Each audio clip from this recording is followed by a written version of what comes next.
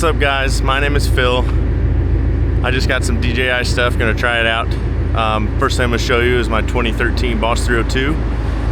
It's got a Whipple supercharger, T56 transmission, built rear end, full suspension, kind of an autocross drag car, do whatever.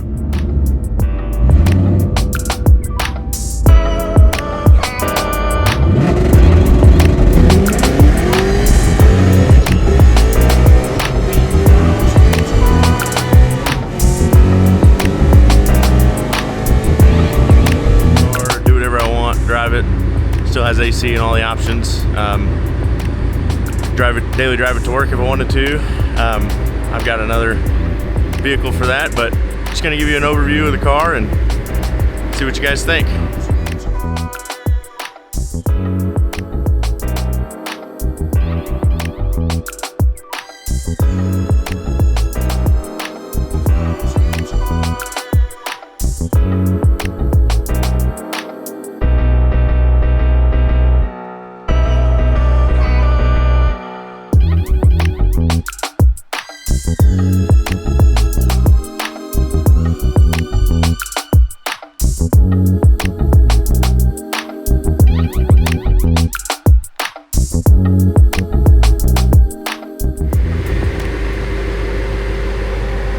This is my 2013 Boss 302. It's an autocross slash drag car slash do whatever I want.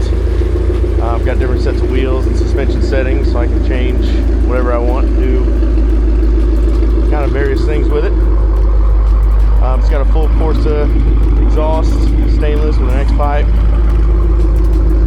Right now it's got some SVE wheels with the LOL HRE center caps. Built rear end, full suspension, T56, 6-speed. Right now I'm running Falcon RT 660 tires, a staggered setup. On my drag wheels I've got Weld RTSs with Mickey Thompson slicks and skinnies. It does make 900 horsepower. That is through a stock engine. I'll go ahead and pop the hood. With a Whipple Gen 5 3-liter.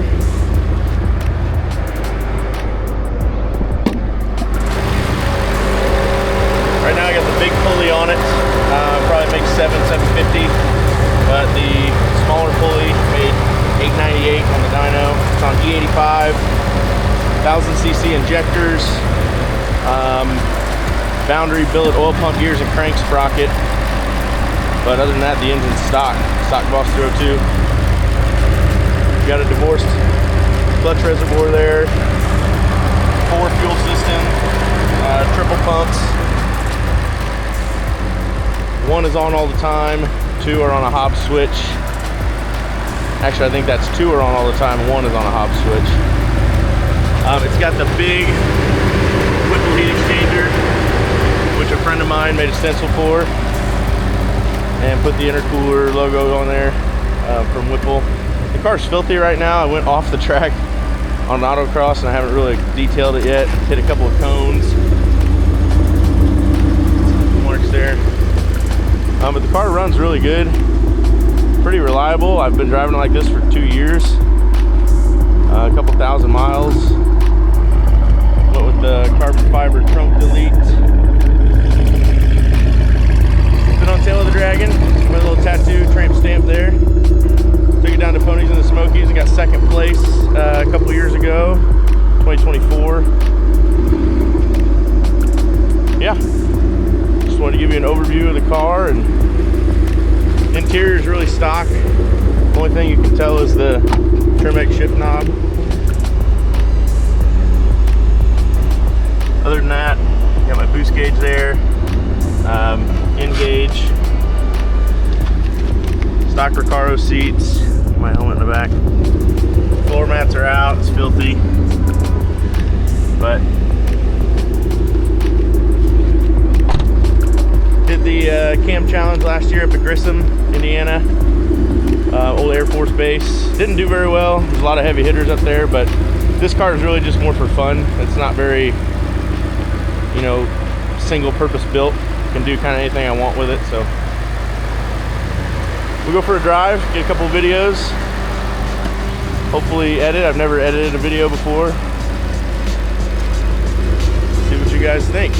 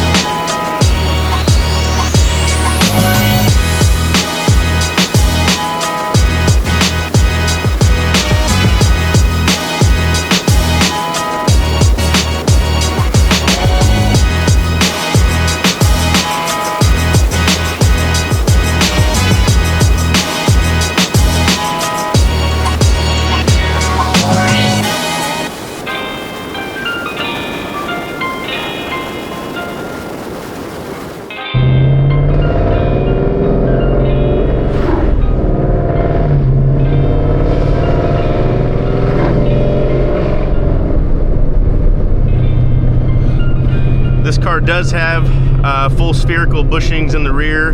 Everything's solid mounted. Lower control arms, upper control arms, all adjustable.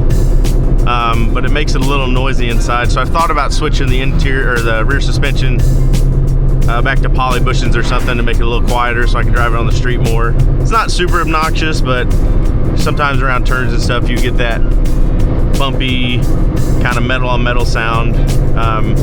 But they're all tight. I've checked them numerous times. The other thing is it's got a spool in it, so going around tight corners and parking lots and stuff like that's kind of a pain.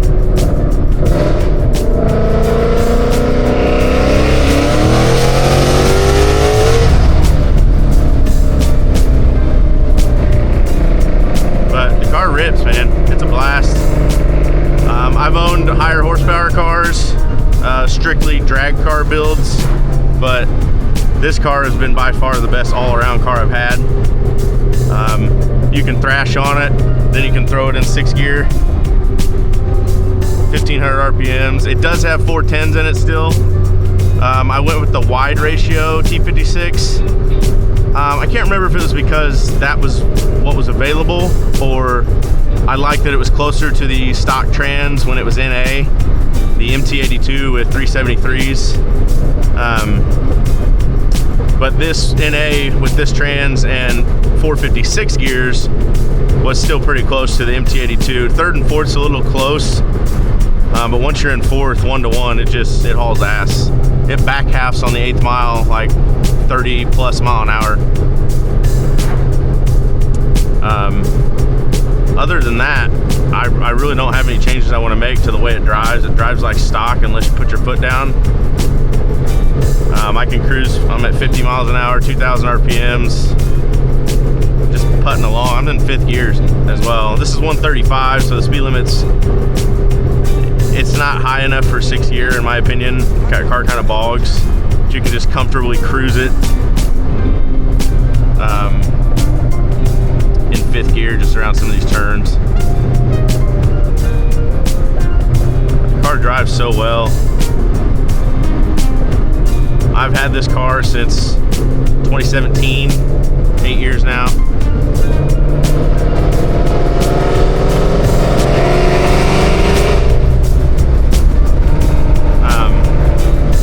I bought it from a detective in Cleveland, Ohio. Drove up there 5 hours to get it. It was bone stock besides, I think, mufflers. Everything else I have done to the car. I took those mufflers off and put a different exhaust on it and stuff, but I've done everything to the car with the help of, you know, some close friends, my dad. Tuned by Lee Blankenship down in Shelbyville, Kentucky. Lee's a great guy. He answers every question I've ever had, but honestly, we were on and off the dyno in a few hours because of the time that I took putting the car together. You know, I brought all these spare parts and tools and everything to work on the car, on the dyno. Spare injectors, spare spark plugs, everything. Belts, pulleys. Got on the dyno, made a few pulls, and Lee said, yep, everything looks good. 898 horsepower, 700 foot-pounds of torque. He said it was one of the few times he hasn't had to work on a car on the dyno. But that's just taking your time and doing everything right. We did the build like over the winter and really just every step of the way, just double checked, triple checked. My buddy John Morgan, he came over to the house and helped a lot. My dad was down at the house helping some, and mostly it was just figuring things out because it's not a plug and play setup. Kind of wanted things a certain way, but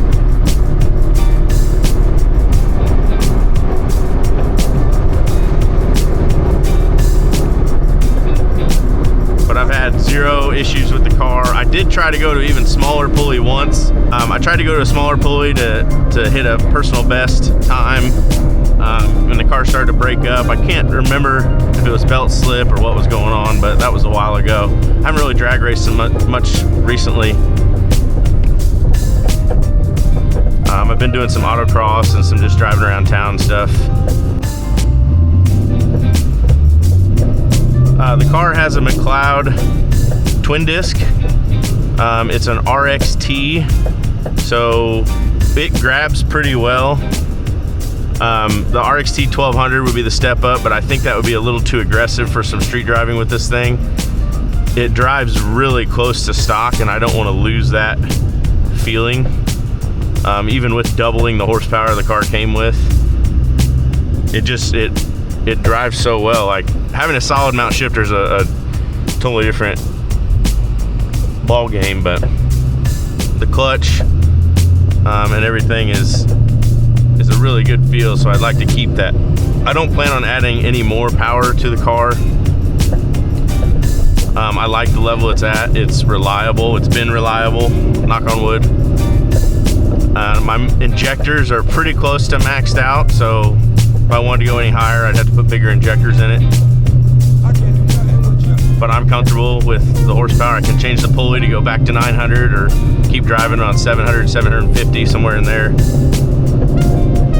I do have a pump gas 93 octane tune from Lee just to get around if I couldn't find E85. I haven't had to use it yet. I've been running E85 100%. Even when the car was in A, I was still using E85.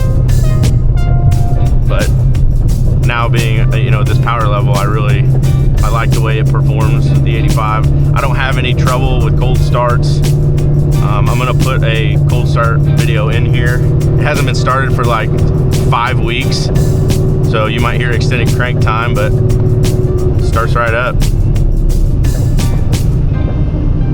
I did have to put a lightweight AGM battery in it to clear what I wanted to run for my Fat Fab catch can setup. So that's something a little different. I keep it on a battery tender. I haven't had any issues being away out of town, you know, for weeks without a battery tender, but it seems to do just, you know, what I need it to do.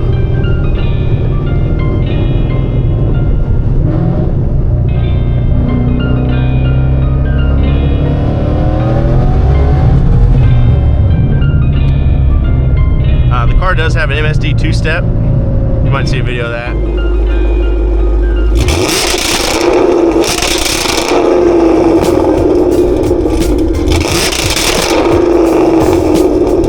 It shoots flames when it's dark outside. It's kind of cool, but I usually keep it set pretty low, like 3,200, because that's what I launch it at the track. I don't go crazy with it.